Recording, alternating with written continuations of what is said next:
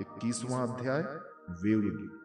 श्री सुखदेव जी कहते हैं, परीक्षित, शरद ऋतु के कारण ये वन बड़ा सुंदर हो रहा था। जल निर्मल था और जलाशयों में खिले हुए कमलों की सुगंध से संकर वायु मंद मंद चल रही थी। भगवान श्री कृष्ण ने गौओं और ग्वाल बालों के साथ उस वन में प्रवेश किया। सुंदर सुंदर पुष्पों से परिपूर्ण हरी भरी वृक्ष पंक्तियों में मतवाले भौरे स्थान स्थान पर गुनगुना रहे थे और तरह तरह के पक्षी झुंड के झुंड अलग अलग कलरव कर रहे थे, जिससे उस वन के सरोवर, नदियां और पर्वत सब के सब गूंजते रहते थे। मधुपति श्री कृष्ण ने बलराम जी और ग्वाल बालों के साथ उसके भीतर घुसकर गौओं को चराते हुए अपनी बांसुरी पर बड़ी मधुर तान छीनी। श्री कृष्ण की वो वंशी ध्वनि भगवान के प्रति प्रेम भाव को, उनके मिलन की आकांक्षा को जगाने वाली थी। उसे सुनकर गोपियों का हृदय प्रेम से परिपूर्ण हो गया। वे एकांत में अपनी सखियों से उनके रूप, गुण और वंशी ध्वनि के प्रभाव का वर्णन करने लगे। व्रज की गोपियों ने वंशी ध्वनि का माधुर्य आपस में वर्णन करना चाहा तो अवश्य, परंतु वंशी का स्मरण होते ही उन्हें श्री कृष्ण की मधुर चेष्टाओं की, प्रेम पूर्ण चितवन, भौहों के इशारे और मधुर मुस्कान आदि की याद हुआ। उनकी भगवान से मिलने की आकांक्षा और भी बढ़ गई। उनका मन हाथ से निकल गया। वे मन ही मन वहां पहुंच गई जहां श्री कृष्ण थे। अब उनकी वाणी बोले कैसे?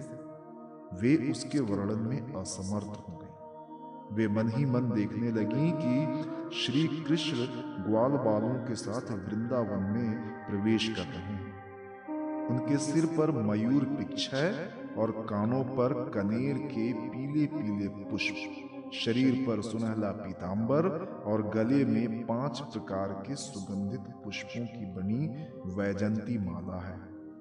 रंगमंच पर अभिनय करते हुए श्रेष्ठ नट का सा क्या ही सुंदर वेश है। बांसुरी के छिद्रों को वे अपने अधरामृत से भर रहे हैं।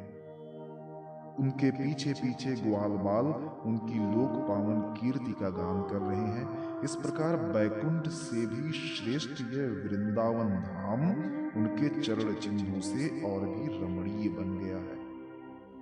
परीक्षित, ये वंशी ध्वनि जड़ चेतन समस्त भूतों का मन चुरा लेती है। गोपियों ने उसे सुना और सुनकर उसका वर्णन करने लगी। वर्णन करते करते वे तन्मय हो गईं और श्री कृष्ण को पाकर आलिंगन करने लगी। गोपियां आपस में बातचीत करने लगी। अरे सखी, हमने तो आंख वालों के जीवन की और उनकी आंखों की बस यही इतनी ही सफलता समझी, और तो हमें कुछ मालूम ही नहीं। वो कौन सा लाभ है? ये वही है कि जब श्याम सुंदर श्री कृष्ण और गौर सुंदर बलराम ग्वाल बालों के साथ गायों को हाँक कर वन में ले जा रहे हों या लौटकर व्रज में ला रहे हों, उन्होंने अपने अधरों पर मुरली रखी हो और प्रेम भरी तिरछी चितवन से हमारी ओर देख रहे हों, उस समय हम उनकी मुख माधुरी का पान करती रहे। हरी सखी, जब वे आम की नई कोपलें, मोरों के पंख, फूलों के गुच्छे और रंग बिरंगे कमल और कुमुद की मालाएं धारण कर लेते हैं, श्री कृष्ण के सांवरे शरीर पर पीतांबर और बलराम के गोरे शरीर पर नीलांबर फहराने लगता है, तब उनका वेश बड़ा ही विचित्र बन जाता है। ग्वाल बालों की गोष्ठी में वे दोनों बीचों बीच बैठ जाते हैं और मधुर संगीत की तान छेड़ देते हैं। मेरी प्यारी सखी, उस समय ऐसा जान पड़ता है मानो 2 चतुर नट रंगमंच पर अभिनय कर रहे हैं। मैं क्या बताऊं कि उस समय उनकी कितनी शोभा होती है। अरे गोपियों, ये वेणु पुरुष जाति का होने पर भी पूर्व जन्म में न जाने ऐसा कौन सा साधन भजन कर चुका है कि हम गोपियों की अपनी संपत्ति दामोदर के अधरों की सुधा स्वयं ही इस प्रकार पिए जा रही है कि हम लोगों के लिए थोड़ा सा भी रस शेष नहीं रहेगा। इस वेणु को अपने रस से सींचने वाली हृदयनियां आज कमलों से मिस रोमांचित हो रही है और अपने वंश में भगवत प्रेमी संतानों को देखकर श्रेष्ठ पुरुषों के समान वृक्ष भी इसके साथ अपना संबंध जोड़कर आंखों से आनंदाश्रु बहा रहे हैं। हरि सखी, ये वृंदावन बैकुंठ लोक तक पृथ्वी की कीर्ति का विस्तार कर रहा है, क्योंकि यशोदा नंदन श्री कृष्ण के चरण कमलों के चिन्हों से ये चिन्हित हो रहा है। सखी, श्री कृष्ण जब अपनी मुनि जन मोहित मुरली बजाते हैं तब मोर मतवाले होकर उनकी ताल पर नाचने लगते हैं। ये देखकर पर्वत की चोटियों पर विचरने वाले सभी पशु पक्षी चुपचाप शांत होकर खड़े हो जाते हैं। अरे सखी, जब प्राण वल्लभ श्री कृष्ण विचित्र वेश धारण करके बांसुरी बजाते हैं तब मूढ़ बुद्धि वाले ये हरिणियां भी वंशी की तान सुनकर अपने पति कृष्ण सार मृगों के साथ नंद नंदन के पास चली आती हैं और अपनी प्रेम भरी बड़ी बड़ी आंखों से उन्हें निरखने लगती हैं। निरखती क्या है? अपनी कमल के समान बड़ी बड़ी आंखें श्री कृष्ण के चरणों पर निछावर कर देती हैं और श्री कृष्ण की प्रेम भरी चितवन के द्वारा किया हुआ अपना सत्कार स्वीकार करती हैं। वास्तव में उनका जीवन धन्य है। हम वृंदावन की गोपी होने पर भी इस प्रकार उन पर अपने को निछावर नहीं कर पाती। हमारे घर वाले कूड़ने लगते हैं, कितनी विडंबना है। अरे सखी, हरिणियों की तो बात ही क्या, स्वर्ग की देवियां जब युवतियों को आनंदित करने वाले सौंदर्य और शील के खजाने श्री कृष्ण को देखती हैं और बांसुरी पर उनके द्वारा गाया हुआ मधुर संगीत सुनती हैं, तब उनके चित्र विचित्र आलाप सुनकर वे अपने विमान पर ही सुध-बुध खो बैठती हैं, मूर्छित हो जाती हैं। ये कैसे मालूम हुआ सखी? सुनो तो, जब उनके हृदय में श्री कृष्ण से मिलने की तीव्र आकांक्षा जग जाती है तब वे अपना धीरज खो बैठती हैं, बेहोश हो जाती हैं। उन्हें इस बात का पता भी नहीं चलता कि उनकी चोटियों में गुथे हुए फूल पृथ्वी पर गिर रहे हैं। यहाँ तक कि उन्हें अपनी साड़ी का भी पता नहीं रहता, वो कमर से खिसक कर जमीन पर गिर जाती है। अरे सखी, तुम देवियों की बात क्या कर रही हो? इन गौओं को नहीं देखती? जब हमारे कृष्ण प्यारे अपने मुख से बांसुरी में स्वर भरते हैं और गौएं उनका मधुर संगीत सुनती हैं, तब ये अपने दोनों कानों के दोने संभाल लेती हैं, खड़े कर लेती हैं और मानो उनसे अमृत पी रही हैं। इस प्रकार उस संगीत का रस लेने लगती हैं। ऐसा क्यों होता है सखी? अपने नेत्रों के द्वार से श्याम सुंदर को हृदय में ले जाकर वे उन्हें वहीं विराजमान कर देती हैं और मन ही मन उनका आलिंगन करती हैं। देखती नहीं हो, उनके नेत्रों से आनंद के आंसू छलकने लगते हैं और उनके बछड़े बछड़ों की तो दशा ही निराली हो जाती है।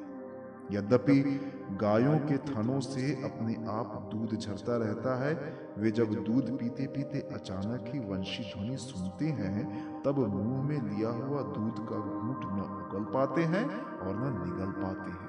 उनके हृदय में भी होता है भगवान का संस्पर्श और नेत्रों में छलकते होते हैं आनंद के आंसू। वे ज्यों के त्यों ठिठके रह जाते हैं। अरे सखी, गौवें और बछड़े तो हमारी घर की वस्तु हैं, उनकी बात तो जाने ही दो। वृंदावन के पक्षियों को तुम नहीं देखती? उन्हें पक्षी कहना ही भूल है। सच पूछो तो उनमें तो अधिकांश बड़े बड़े ऋषि मुनि हैं। वे वृंदावन के सुंदर सुंदर वृक्षों की नई और मनोहर कोपलों वाली डालियों पर चुपचाप बैठ जाते हैं और आंखें बंद नहीं करते। निर्निमेष नयनों से श्री कृष्ण की रूप माधुरी तथा प्यार भरी चितवन देख देख कर निहाल होते रहते हैं तथा कानों से अन्य सब प्रकार के शब्दों को छोड़कर केवल उन्हीं की मोहनी वाणी और वंशी के त्रिभुवन मोहन संगीत सुनते रहते हैं। मेरी प्यारी सखी, उनका जीवन कितना धन्य है। अरे सखी, देवता गौओं और पक्षियों की बात क्यों करती हो? वे तो चेतन हैं। इन जड़ नदियों को नहीं देखती? इनमें जो भंवर दिख रहे हैं उनसे इनके हृदय में श्याम सुंदर से मिलने की तीव्र आकांक्षा का पता चलता है। उनके वेग से ही तो इसका प्रवाह रुक गया है। इन्होंने भी प्रेम स्वरूप श्री कृष्ण की वंशी ध्वनि सुन ली है। देखो देखो, ये अपनी तरंगों के हाथों से उनके चरण पकड़कर कमल के फूलों का उपहार चढ़ा रही हैं और उनका आलिंगन कर रही हैं, मानो उनके चरणों पर अपना हृदय ही निछावर कर रही हैं। अरे सखी, ये नदियां तो हमारी पृथ्वी की, हमारे वृंदावन की वस्तुएं हैं। तनिक इन बादलों को भी देखो। जब वे देखते हैं कि व्रज राजकुमार श्री कृष्ण और बलराम जी ग्वाल बालों के साथ धूप में गौवें चरा रहे हैं और साथ साथ बांसुरी भी बजाते जा रहे हैं, तब उनके हृदय में प्रेम उमड़ आता है। वे उनके ऊपर मंडराने लगते हैं और वे श्याम घन अपने सखा घनश्याम के ऊपर अपने शरीर को ही छाता बनाकर तान देते हैं। इतना ही नहीं सखी, वे जब उन पर नन्ही नन्ही फुहियों की वर्षा करने लगते हैं, तब ऐसा जान पड़ता है कि वे उनके ऊपर सुंदर सुंदर श्वेत कुसुम चढ़ा रहे हैं। नहीं सखी, उनके बहाने वे तो अपना जीवन ही निछावर कर देते हैं। अरे भटू, हम तो वृंदावन की इन भीलनियों को ही धन और कृत मानती हैं। ऐसा क्यों सखी? इसलिए कि इनके हृदय में भी बड़ा प्रेम है। जब ये हमारे कृष्ण प्यारे को देखती हैं, तब इनके हृदय में भी उनसे मिलने की तीव्र आकांक्षा जाग उठती है। उनके हृदय में भी प्रेम की व्याधि लग जाती है। उस समय ये क्या उपाय करती हैं, ये भी सुनो। हमारे प्रियतम की प्रेयसी गोपियां अपने वक्ष स्थलों पर जो केसर लगाती हैं, वो श्याम सुंदर के चरणों में लगी होती है, और वे जब वृंदावन के घास पात पर चलते हैं, तब उनमें भी लग जाती है। ये सौभाग्यवती भीलनियां उन्हें उन तिनकों पर से छुड़ाकर अपने स्तनों और मुखों पर मल लेती हैं और इस प्रकार अपने हृदय की प्रेम पीड़ा शांत करती हैं। अरे गोपियों, ये गिरिराज गोवर्धन तो भगवान के भक्तों में बहुत ही श्रेष्ठ है। धन्य है इसके भाग्य। देखती नहीं हो, हमारे प्राण वल्लभ श्री कृष्ण और नयनाभिराम बलराम के चरण कमलों का स्पर्श प्राप्त करके ये कितना आनंदित रहता है। इसके भाग्य की सराहना कौन करे? ये तो उन दोनों का ग्वाल बालों और गौओं का बड़ा ही सत्कार करता है। स्नान पान के लिए झरनों को जल देता है और गौओं के लिए सुंदर हरी हरी घास प्रस्तुत करता है। विश्राम करने के लिए कंदराएं और खाने के लिए कंदमूल फल देता है। वास्तव में ये धन्य है। हरी सखी, इन सांवरे गोरे किशोरों की तो गति ही निराली है। जब वे सिर पर नूवना दूहते समय गाय के पैर बांधने की रस्सी लपेटकर और कंधों पर फंदा भागने वाली गायों को पकड़ने की रस्सी रखकर गायों को एक वन से दूसरे वन में हाँक कर ले जाते हैं, साथ में ग्वाल बाल भी होते हैं और मधुर मधुर संगीत गाते हुए बांसुरी की तान छेड़ते हैं, उस समय मनुष्यों की तो बात ही क्या। अन्य शरीरधारियों में भी चलने वाले चेतन पशु पक्षी और जड़ नदी आदि तो स्थिर हो जाते हैं तथा अचल वृक्षों को भी रोमांच हो आता है। जादू भरी वंशी का और क्या चमत्कार सुनो।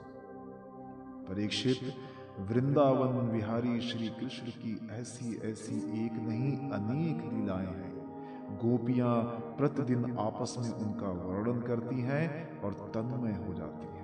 भगवान की लीलाएं उनके हृदय में स्फुरित होने लगती हैं।